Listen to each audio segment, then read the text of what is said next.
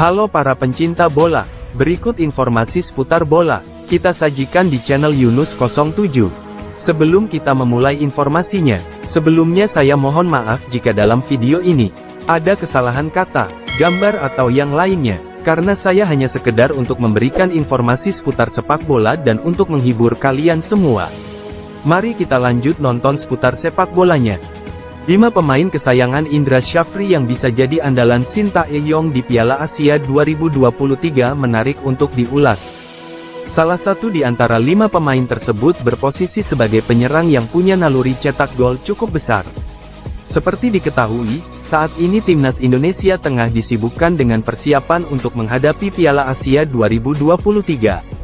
Juru taktik timnas Indonesia, Shin Tae-yong sedang beres-beres menata ulang pemainnya, yang layak untuk dibawa ke Piala Asia 2023. Merujuk dari penampilan timnas Indonesia di Piala AFF 2022, kiranya ada 5 pemain yang bisa jadi opsi untuk Shin Tae-yong di Piala Asia 2023. Lantas, siapa saja pemainnya? Berikut 5 pemain kesayangan Indra Syafri yang bisa jadi andalan Shin Tae-yong di Piala Asia 2023. 5. Evan Dimas. 5 pemain kesayangan Indra Syafri yang bisa jadi andalan Shin Tae-yong di Piala Asia 2023 dimulai dari Evan Dimas. Gelandang Arema FC ini merupakan andalan Indra Syafri ketika masih mentas di Piala AFF U19 2013. Ketika itu, Evan Dimas mampu memimpin rekan setimnya mendulang gelar juara. Sekadar diketahui, di final Piala AFF U19 2013 silam, timnas Indonesia U19 mampu mengalahkan Vietnam via adu penalti 7-6. Titel itu sangat berharga bagi Indonesia, sebab jadi yang pertama dalam sejarah. Sebab itu, Shin Tae-yong tampaknya bisa kembali memanggil Evan Dimas sebagai salah satu amunisinya nanti. 4. Hansa Muyama. Berikutnya, ada Hansa Muyama. Bek Persija Jakarta ini sebetulnya sudah masuk daftar pemain timnas Indonesia di Piala AFF 2022 silam. Hanya saja, Hansa Muyama masih minim menit bermain. Pasalnya, ia masih kalah saing dari Jordi Amat dan Fahrudin Arianto. Kendati begitu, Shin Tae-yong masih bisa mempercayakan lini bertahan timnas Indonesia kepada Hansa Muyama.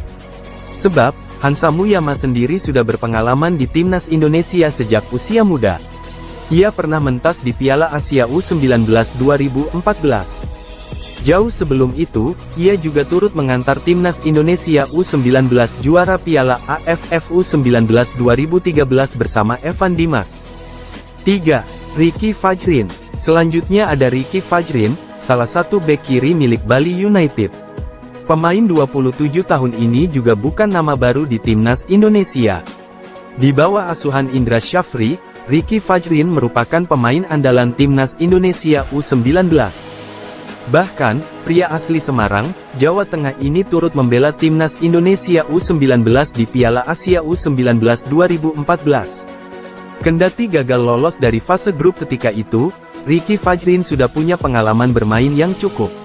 Sebab itu, Shin Tae-yong bisa mempercayainya di sisi kiri. 2. Todd Rivaldo Ferre. Permainan apik Todd Rivaldo Ferre 5 tahun silam di Piala Asia U19 2018. Tentu jadi memori indah bagi pencinta sepak bola tanah air. Ketika itu, pemain 23 tahun ini sukses mencetak hat-trick ketika bersua Qatar di fase grup A. Sayangnya, 3 gol Todd Rivaldo Ferre belum bisa membawa timnas Indonesia U19 meraih kemenangan. Meski begitu, timnas Indonesia U19 tetap lolos ke perempat final.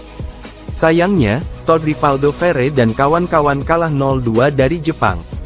Keberanian serta kecepatan jadi kemampuan utama pemain PSS Sleman ini. Sebab itu, Shin Tae-yong bisa menjadikannya opsi untuk menyisir sisi penyerang. 1. Dimas Drajat. Di posisi pertama ada Dimas Drajat, pemain kesayangan Indra Syafri yang bisa jadi andalan Shin Tae-yong. Sebetulnya Dimas Drajat merupakan pemain kepercayaan Shin Tae-yong. Hanya saja, di Piala AFF 2022 silam, ia menderita cedera.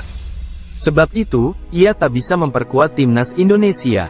Jika pulih lebih cepat, bukan tak mungkin Dimas Drajat bakal kembali memperkuat timnas Indonesia. Apalagi, penyerang Persikabo 1973 ini dikenal gacor selama di lapangan. Namun apakah semua itu benar? Kita tunggu saja kelanjutannya.